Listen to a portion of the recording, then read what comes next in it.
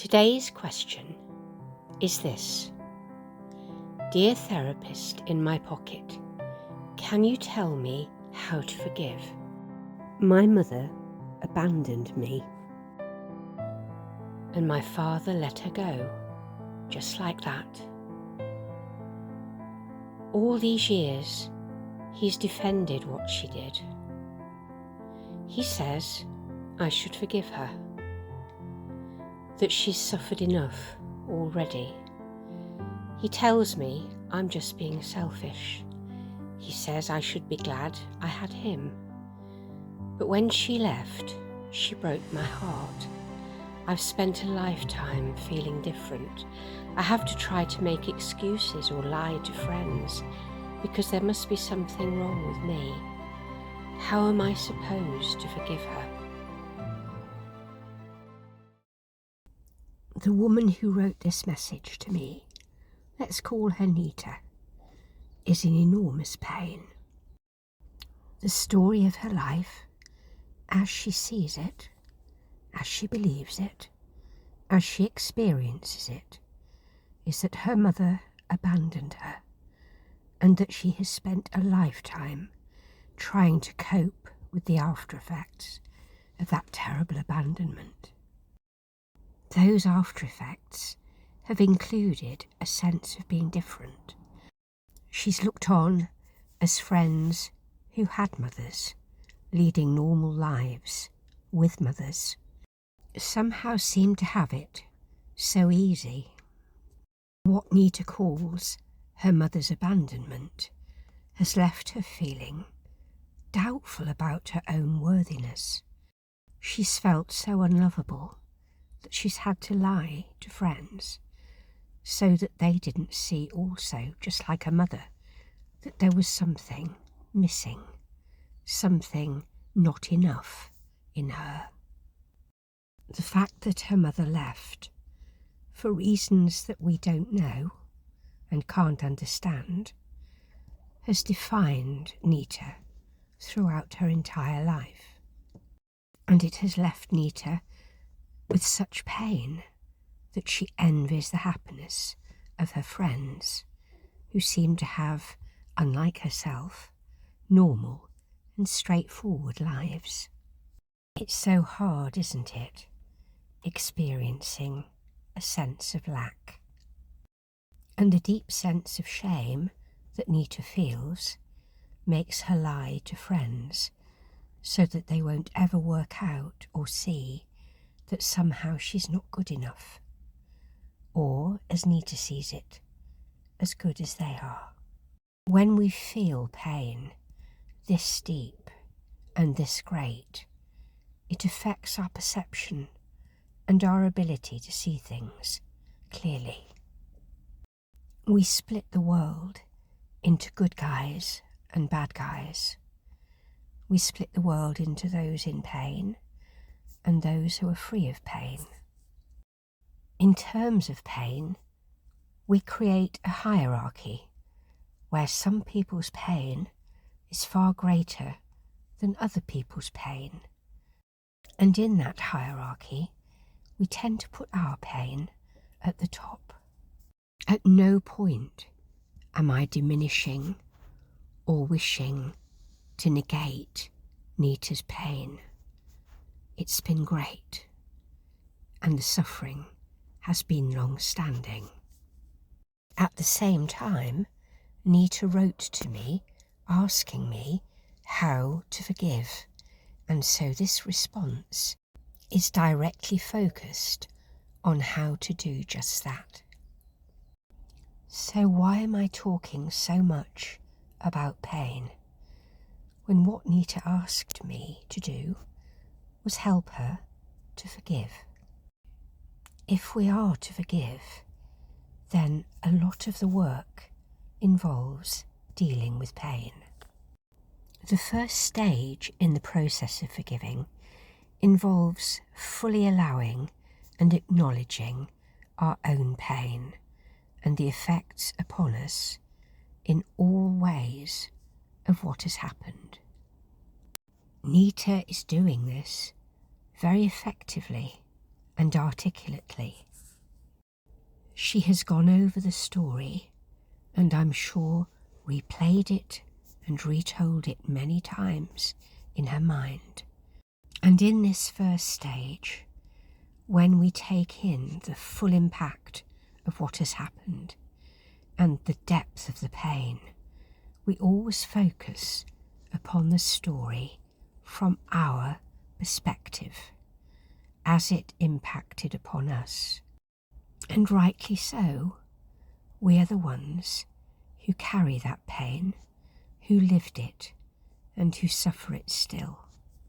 We need to feel heard, understood, and that another soul really gets the full impact of what has happened and what we've known.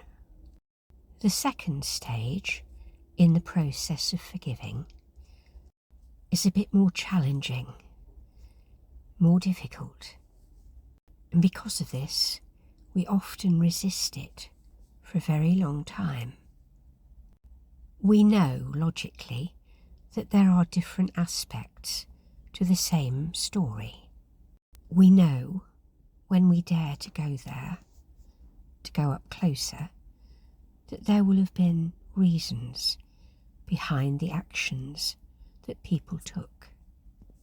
In the early stages of the process of trying to forgive, this is the part we want to resist. We say there are no excuses. We claim everyone has a choice, neatly sidestepping, of course, the fact that we also have a choice. We can continue to divide the world and see reality in terms of goodies and baddies. We can continue to make our pain greater than the pain of anyone else in the story that we're telling.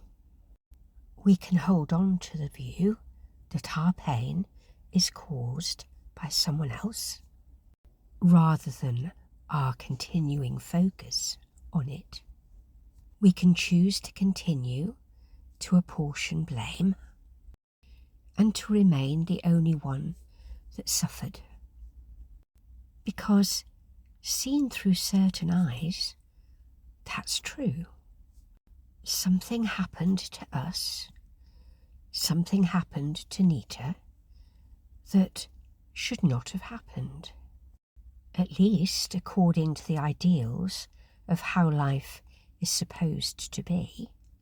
And it is such a source of pain when we focus on the ideal, the fantasy of how things should have been, are supposed to be, instead of how things actually were. Indeed, how things often are. This is the truth that it's so hard to go up close to when we are invested in the story of our own pain. Nita is clearly hurt and indignant, outraged even maybe, at the fact that her father tells her that she's selfish. It really does hurt, doesn't it, to be in pain, and then on top of that pain, to be told that we are selfish for feeling the pain that we carry. We experience it as not being heard, not being understood. It sounds like our pain is nothing, doesn't count. Certainly, I think that's how Nita experiences her father's comments. And maybe she's right. Maybe he doesn't get it. And if that's so, how deeply that's going to hurt. And it could be that her father isn't very good at articulating what he's really trying to say. And so it sounds dismissive, uncaring. But I also wonder if there's something else that he's trying to point out to Nita, or invite her to consider. Because I suspect that Nita's father has a greater portion of the story than Nita does, and that if Nita could be curious, open-minded, open-hearted even, there would be gaps that her father could fill in that might help her. There are always so many possible stories besides the one we choose to tell and believe and focus on. Supposing there are reasons beyond Nita's knowledge that help to explain why her mother left in a different way. What if she were ill? What if she were torn? What if she made the choice even to protect Nita rather than to hurt her further?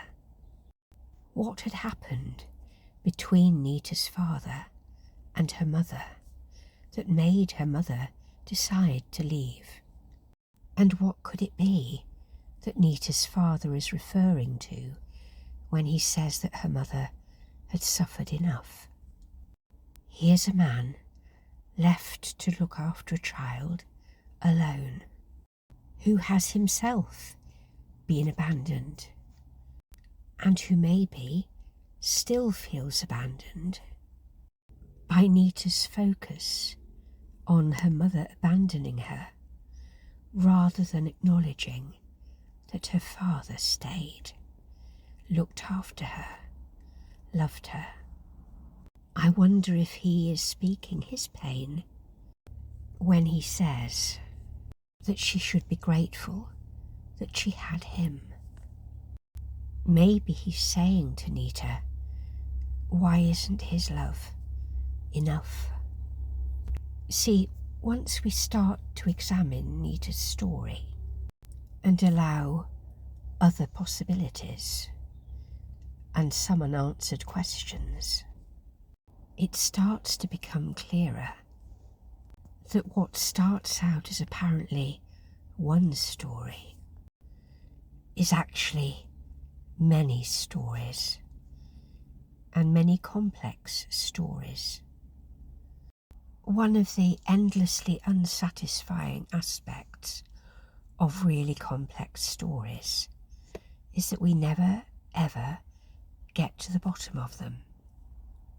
And those bits that we don't have answers for, the parts we don't have the full information about, are where we fill in the gaps and the stories begin. I think this is what Nita has very probably done. And doing this is usually the source of most of our pain. Perfectly understandably, and because our pain is so great, we create and develop our story in the only way that makes real sense to us. That is, from the perspective of our suffering and what we perceive to have been the cause of that suffering. Without realizing it, we actually split reality. And by that, I mean that we retain the parts of the story that fit, and we choose to exclude any parts that don't. So Nita tells us that her mother abandoned her, that when she left, it broke her heart, that her father calls her selfish and tells her that she should be glad and grateful that she had him. Unless Nita, in her desire to find a way to forgive, can allow the story to be far more complex than the way that she's telling it at the moment, this current story is going to cause an entire lifetime of pain. Because forgiveness, at its core, is not about saying that something didn't matter or saying that something was okay. Forgiving never means the pain didn't count. But what the process of forgiving does achieve involves a determination that that pain not be destructive, but rather should be transformative. What is the point of pain? Or if you like, we could put it a different way. How do we overcome pain? How do we move on? The answer's easy. We grow. Watch any great soul, witness any highly evolved soul, and you will see the same. You will see no bitterness, no grudge, no pain. And in their place, you will see wisdom, and compassion, and awareness of our common humanity, our oneness. There will be a humility and immense generosity. In my psychotherapy training years ago, this would have been called the depressive position. There is a melancholy to it, a beauty to it, and out of it springs the most glorious compassion for all human beings. Instead of being the one who suffers, we become the one who sees suffering and has compassion for it. And finally, we get out of our own way. I would suggest that's a little bit like the process of learning to forgive, getting out of our own way. Suddenly, there is no hierarchy, there is no competition for who has the greatest pain. Rather, there is an appreciation that pain is everywhere, and that pain causes pain, causes pain. Our own pain is not diminished by our ability to see that others also are in pain, including those who have hurt us. When I first realised this for myself, got out of my own way, I laughed out loud. The relief of finally letting go, not of saying it hadn't happened, not of saying it didn't matter, but simply of letting it go, of laying the burden down. One of my favourite sayings, because I believe it so utterly, is, when one heals, we all heal. And I have seen the truth of that in action, time and time again. Once we can see that behind every hurt is a soul in pain, we heal our own pain, because from that perspective, there is no longer anything to forgive. There is only pain to be healed. Pain which has served us. Pain which has given us wisdom, strength, resilience. Pain out of which we have grown and evolved and become more. And so back to Nita and her original question. Dear therapist in my pocket, can you tell me how to forgive? I would say first, honour the story, allow the pain, let it have mattered. know that it has been heard. And then move higher. Know that in this one story, there are many stories, many truths, many reasons, and that what seemed to be a simple story is actually a very complex story beyond any one person to ever fully understand. And know that in that truth is your way out, is your healing, is your becoming more. What seemed to be a story that has destroyed your entire life, in actual fact, is an experience through which you have grown phenomenally. Acknowledge and celebrate all that you are for surviving, and let that transform you. There is a wise saying, I have no idea who said it, but it is very true, and it's this: young souls blame everybody else. Older souls are apt to blame themselves. The wisest souls have already turned the page.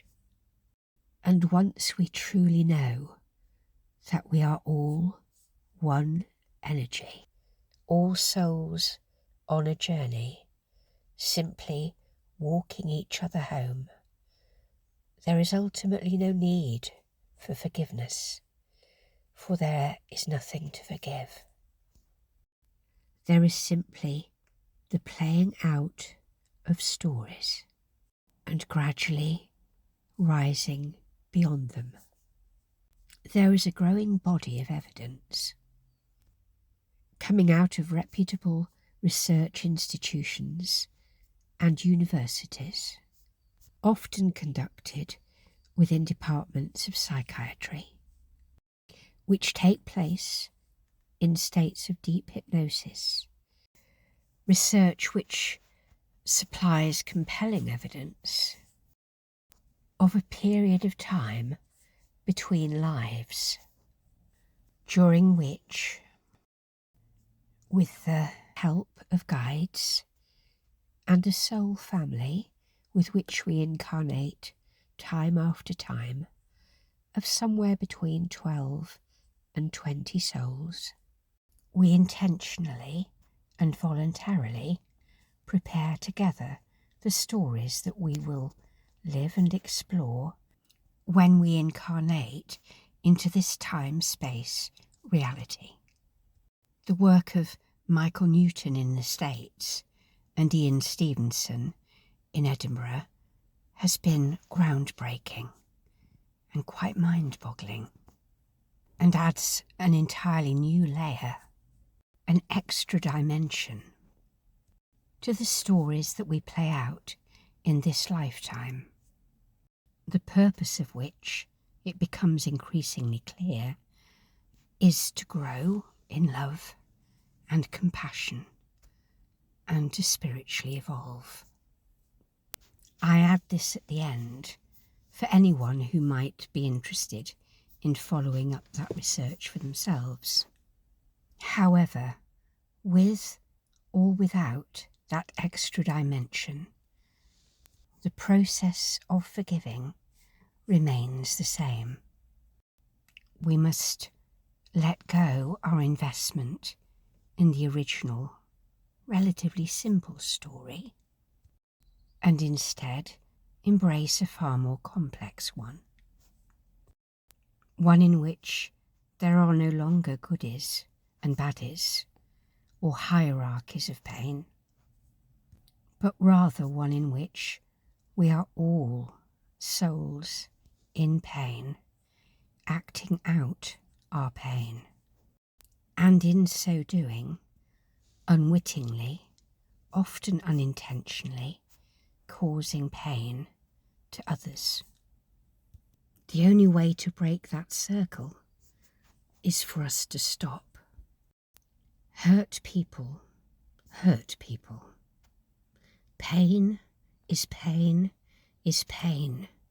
It's only when we let go the pain that we can be free to heal, to forgive, to let go, to decide that something will no longer be part of our life is the beginnings of forgiving and the road to healing. What causes us the most pain? The original pain, that point of pain, or our investment in the story of that pain, retelling it over and over again without ever moderating it, modifying it, or allowing it to transform us. Pain is, in its own right, transformative, but it is only able to transform when we allow it to be the gift that it really is, rather than a defining moment in our entire life which we will suffer and relive forevermore. In Nita's life, there was indeed a tragedy and much pain. In that one story, there are so many untold stories. Each one of those stories contains pain. In the end, is one story more full of pain than another? How do we know? Does it matter? Truly matter? Is not all pain still pain? And is not for each one of us the supreme task to heal, to forgive, and to remember that in oneness we are all forever simply walking each other home.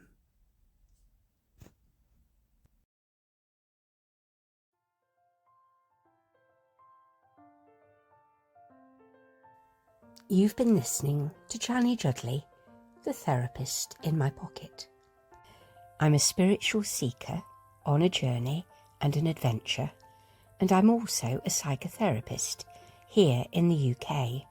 So I talk about spiritual things from the perspective of an awakening woman who happens to have a psychotherapist in her pocket.